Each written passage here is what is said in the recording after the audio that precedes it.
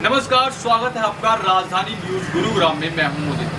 गुरुग्राम में पिछले कुछ महीनों से लगातार खुले में नमाज को लेकर मुद्दा चल रहा है। वो सुलझने की जगह और भी उलझता जा रहा है। दरअसल आपने अपने घर के न्यूज़पेपर में या कहीं भी यह खबर सुनी होगी कि खुले में नमाज को लेकर जो गुरुग्राम में मुद्दा चल रहा है वो सुलझ चुका है और मुस्लिम समुदाय और हिंदू समुदाय के लोग डीसी ऑफिस पर जाकर इस बात में राय बना चुके हैं कि अब गुरुग्राम में खुले में नमाज नहीं होगी। वहीं दूसरी तरफ आज गुरुग्राम में डीसी ऑफिस पर कम से कम मुस्लिम समुदाय के 50 लोग एकत्रित हुए और उन्होंने डीसी को एक प्रार्थना पत्र सौंपा जिस पर सभी मुस्लिम समुदाय के लोगों ने हस्ताक्षर किए हुए थे और उन्होंने कहा कि जो चंद लोग 1, 2, 3 लोग कुछ ऐसे हैं जो कि मुस्लिम समुदाय के लिए आगे आ रहे हैं और वो लोग भ्रम की भावना पैदा कर रहे हैं और बता रहे हैं कि अब खुले में नमाज नहीं होगी। उनकी यह बात थी कि मुस्लिम समुदाय कहां पर नमाज करेगा, क्योंकि गुरुग्राम में तकरीबन 2 लाख से ज्यादा मुस्लिम एकत्रित होते हैं और वो कहां पर गुरुग्राम में मस्जिद ना होने की वजह से कहां पर नमाज करेंगे। अब गुरुग्राम में आज डीसी ऑफिस पर कई इमाम मौजूद थे और उन्होंने एक एक कर अपनी बातें रखी और कहा कि खुले में नमाज करने का उनके पीछे कारण है और जिस पर उन्होंने मीडिया के सामने अपनी सारी बातें रखी। देखिए हमारी पूरी रिपोर्ट। कमेटी सामने आई है, वो के लिए आई है। किसी का जाति पर्सनल किसी का कोई काम नहीं है। मैं आपको सभी इमाम हजरात और यहाँ के जो जिम्मेदार साथी हैं ये बताना चाहता हूँ कि पिछले 3-4 महीने से जो प्रशासन ने हमारी जमीन तंग करने की कोशिश की थी उससे हम फाइट कर रहे थे, लेकिन कल हमारे एक परिवार को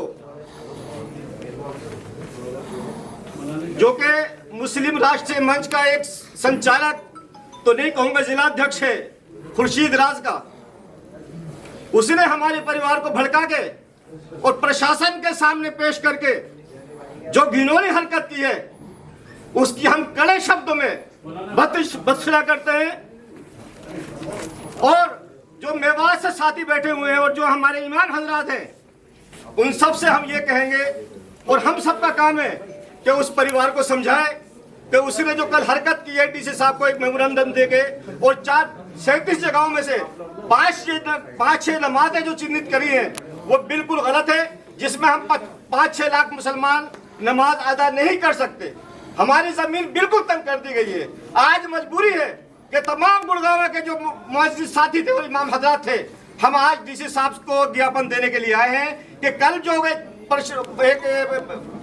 प्रतिनिधिमंडल आपके साथ में मिला है उसमें गुड़गांव का कोई भी एक नागरिक नहीं था, सिर्फ मेवात से वो परिवार था एक ही जो 4-5 लोग नमाज बनाते हैं। हमारे इमाम हजरात खड़े, कोई भी सहमत नहीं है और गुड़गांव का कोई बाशिंदा सहमत नहीं है। प्रशासन ने जो ये प्रोग्राम किया है और जो क्या नाम है उनको टाइम दिया है और उनके साथ सहमति जताई है, ये बिल्कुल गलत है, जो नहीं होनी चाहिए। गुड़गांव का हर एक आदमी, वो चाहे छोटा हो या बड़ा हो, पढ़ा लिखा हो या जाहिल हो, इमाम हो या मुक्तदी हो, सब उसका खिलाफ मुखालफत करते हैं और हम उनकी बात से बिल्कुल सहमत नहीं है। इसीलिए हम आज इकट्ठे हुए हैं और अभी डीसी साहब के पास हम जाएंगे, मेमोरेंडम देंगे और डीसी साहब से 1, 2 या 3-4 आदमी कोई नहीं मिलेगा।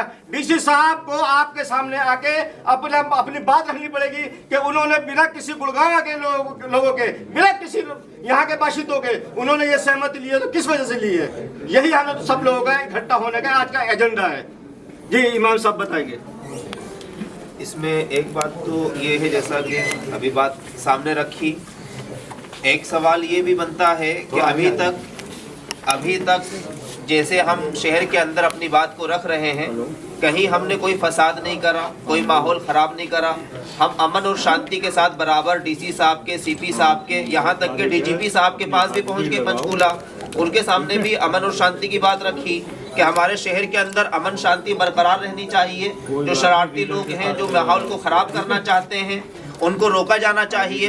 हम कहीं भी ऐसी फिजा को नहीं बनाना चाहते जिसकी वजह से बदनामी हो, माहौल ख़राब हो, जिसकी वजह से हम बराबर कोशिश करते रहे। और ये 1-2 दिन की बात नहीं थी, महीनों से ये बात चल रही है सिलसिला, कभी कहीं पे माहौल ख़राब किया जा रहा है और जबरदस्ती किया जा रहा है।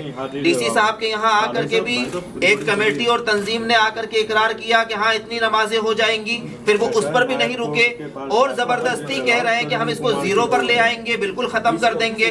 तो मैं कहता हूँ क्या वो 3-4 अफराद जो हैं शहर के, वो प्रशासन और सरकार से भी बढ़ के है, जो ये कहता है कि हम नहीं होने देंगे, सरकार उसके आगे लाचार बेबस, प्रशासन उसके आगे बिल्कुल बेबस। तो ऐसा नहीं होना चाहिए। हमने अपनी तरफ से इत्मीनान का, इत्तेहाद का, अमन का, शांति का एक पैगाम दिया, तो प्रशासन को भी हमारे साथ ऐसा नहीं करना चाहिए कि 4 आदमी आकर के यहाँ कल ये कहते हैं कि लिस्ट में तो मस्जिदों को ऐड कर दिया, 12 मस्जिदें लिखवा दी, उसके बाद फिर 6 जगह लिखवा दी कि 6 जगह और हम बढ़ा लेंगे, नमाज कर लेंगे। तो मस्जिदों को लिखने का हक किसने दिया उनको, जो यहाँ आकर के मस्जिदों को लिख रहे हैं? मस्जिद तो मैं कहता हूँ 5 लाख के करीब मुसलमान हैं गुड़गांव शहर के अंदर, 12 मस्जिदें हैं। हम अगर 10-10 बार, 50-50 बार भी जुमे की नमाज अदा करेंगे तो भी पूरे नहीं हो सकते, जिसकी वजह से हम ग्राउंड और मैदान में नमाज अदा करते, मजबूरी है हमारी। और जो जगह हम रिलीजियस साइडें निकलती हैं, सालों से उसको अप्लाई करते हैं, आज तक हमको एक जगह मस्जिद के लिए नहीं दी गई। अभी 2 महीने पहले निकली थी साइड, हमने कम्युनिटी सेंटर के लिए सेक्टर 38 में अप्लाई करा, उसको रिजेक्ट कर दिया गया। इस वक्त तो शहर के अंदर जुमे का मसला, मुसलमानों का मसला पूरे दुनिया में फैला हुआ है। लोग देख रहे हैं ये हो क्या रहा है कि चंद लोग शहर के माहौल को खराब कर रहे हैं। ऐसे में तो कम से कम इंतजामिया को, हुडा को, सरकार को हमें जगह देनी चाहिए थी। कम्युनिटी सेंटर उसको भी रिजेक्ट कर दिया, खत्म कर दिया। तो हम किससे जगह मांगे? वो फ्री में नहीं दी जा रही थी। हम तो ये कहते हैं कि आप रिलीजियस साइटें जो निकालते हैं, हम कीमतन खरीदने के लिए तैयार हैं, हम पैसा देने के लिए तैयार हैं। हम अपने पैसों से जमीन खरीदते हैं, आप आकर के उसको सील कर देते हो। हम अगर कहीं अपने घरों में नमाज पढ़ने लगते हैं तो आप जाकर के पड़ोसियों को वर्गलाते हो कि यहाँ पर नमाज नहीं होनी चाहिए, बाहर से लोग नहीं आने चाहिए। हम आपकी रिलीजियस साइटों को अप्लाई करते हैं तो आप हमारी जो हमारी दरखास्त है उसको रिजेक्ट कर देते हो। तो आखिर इस मसले का हल क्या है? क्या इस मसले को हल कहेंगे जैसे 4 आदमी को बैठा करके यहाँ पर लिखा जा रहा है कि ये मस्जिदें इनको दी गई हैं 12, वो 12 मस्जिदें तो नाकाफी हैं, उसमें पूरा नहीं हो सकता। और वो 4 आदमी थे कौन? क्या वही मुसलमानों के नुमाइंदे हैं, वही लीडर हैं? ना उसमें इमाम है, ना उसमें गुड़गांव का कोई मजबूत नागरिक है, और उसको इतनी ज्यादा अहमियत मिली कि यहाँ पर अंदर वो फोटो खिंचवा रहे हैं डीसी साहब के साथ। अफसोस की बात है, इससे पहले भी हमने डीसी साहब से मुलाकात करी थी तो हमने कहा था आप अगर दूसरों की बातों को सुनते हैं हमें कोई इश्काल नहीं है, लेकिन एक पार्टी हम भी हैं, इसी गुड़गांव के हैं और अमन पसंद हैं, आप हमसे भी राय ले सकते हैं, हम हमारी बात को रख सकते हैं। तो ऐसा नहीं होना चाहिए। कौन है वो लोग? गुड़गांव में कोई नहीं है, कल गुड़गांव का बाशिंदा कोई नहीं है। नहीं, जो कल लोग आए, कल जो आए हैं वो खुले अल्फाजों पर, अभी जो शहजाद साहब ने आपके सामने बताया, एक तो खुर्शीद राजा का है जो आरएसएस से जुड़े हुए हैं, इंद्रेश कुमार के यानी अंडर में काम करते हैं वो, तो मुस्लिम राष्ट्रीय मंच जो उनकी एक तंजीम है उसके अंदर वो काम करते हैं। तो अब उनके काम को देख के पता चल रहा है कि वो काम नहीं करते, काम को खराब करते हैं। कि ये काम करना थोड़ी है कि जहां पर एक इतना बड़ा मसला है, इतने पूरे कौम का मसला है, आकर के आपने काम को खराब करके रख दिया। और बड़े अफसोस की बात है, कल मैंने वीडियो देखी जो खुर्शीद राजा के साथ एक साहब है, हमारे हिंदू भाई हैं, नाम मुझे नहीं मालूम क्या है, वो कह रहे हैं साफ लफ्जों में मीडिया में कि ये 6 जगह भी वो हैं जहां पर नमाज होती थी वो नहीं देंगे। तो वो 6 जगह कहाँ हैं? जो नमाज दी गई थी प्रशासन की तरफ से, वहां पर नमाज नहीं पढ़ने देंगे। तो उसके अलावा 6 जगह प्रशासन इनको लाके दे, तो कहाँ लाके देगा?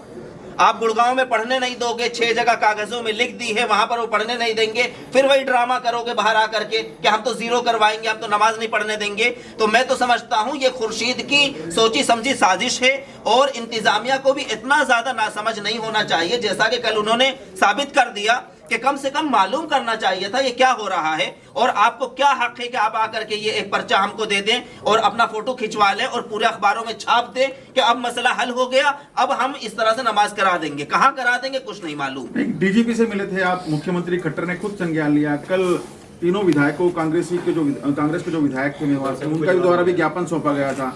क्या लगता है कि आपको इंसाफ मिल पाएगा? उधर से जो अभी हमारे एमएलए जो मिले हैं गवर्नर साहब से, उधर से तो अभी कोई जवाब नहीं आया। और जो हमारे सीएम साहब है मनोहर लाल खट्टर जी, उनका तो बयान हम खुद दोहराते हैं और उनकी जो अल्फाज है वो हमारे सर आंखों पर, वो खुद कहते हैं कि प्रशासन ने जो इनको जगह दी है वहां पर नमाज के लिए सिक्योरिटी दी जाए, वहां नमाज अदा कराई जाए। तो उनके तो अल्फाज बहुत अच्छे हैं। और डीजीपी साहब के पास जो हम गए थे, हमने यहाँ के लोगों ने जो कुछ मुसलमानों के जज्बात के साथ खिलवाड़ किया था, भड़काऊ बयान दिया था, उनके खिलाफ हमने एक एफआईआर दी थी। उसके लिए मैं डीजीपी साहब के पास गया था, उनसे मुलाकात हुई और कहा कि शहर के अंदर जो बदअमनी है, डीजीपी साहब का एक सवाल ये भी था, क्या वहाँ के डीसी साहब और कमिश्नर साहब आपकी मदद नहीं कर रहे? तो मैंने कहा नहीं, बिल्कुल मदद कर रहे हैं, लेकिन जिस हद तक होनी चाहिए उस हद तक नहीं हो रही है। तो इस वजह से आपके पास आए कि आपको भी मालूम होना चाहिए कि शहर में क्या चल रहा है। तो एक तो जो हमने प्रूफ दिया बाकायदा कि उसको पेन ड्राइव में डाल करके वीडियोस दी हैं हमने कि यहाँ यहाँ जा करके इन्होंने मुसलमानों के मजहब के खिलाफ मजाक बनाया है, उनके जज्बात को छेड़ा है और उनके साथ एक घिनौनी हरकत ऐसी करी है कि आपसी में भाईचारा खत्म हो और भड़काऊ बयान दिया है। तो मैंने कहा कि उनके खिलाफ एफआईआर होनी चाहिए। वो एफआईआर अभी तक नहीं हुई है, आप लोगों को मैं बता दूं। खुले में नमाज को लेकर जो गुरुग्राम में मुद्दा चल रहा है, वो गुरुग्राम ही नहीं बल्कि पूरे देश के लिए एक बहुत बड़ा मुद्दा है और लोकतंत्र के लिहाज से ये एक सुरक्षित मुद्दा नहीं है। हम आपको बता दें कि खुले में नमाज को लेकर लगातार मुद्दा चल रहा है और उस पर हिंदुस्तानी नहीं बल्कि इंटरनेशनल मीडिया भी मुद्दा बना रही है और इसी के लिए राजनीतिक पहलू सामने आ रहे हैं। कुछ लोगों का यह भी कहना है कि राजनीति की वजह से इस मुद्दे का हल नहीं निकल रहा और कुछ लोगों का यह कहना है कि जिला प्रशासन इसका हल नहीं निकाल सकती। लेकिन खुले में नमाज का हल निकलना चाहिए और ये गुरुग्राम के लिए नहीं बल्कि पूरे देश के लिए एक गलत मैसेज है और इसका जल्द से जल्द हल निकलना चाहिए। मेरे सहयोगी साहिल के साथ मैं मुदित गोस्वामी, राजधानी न्यूज गुरुग्राम।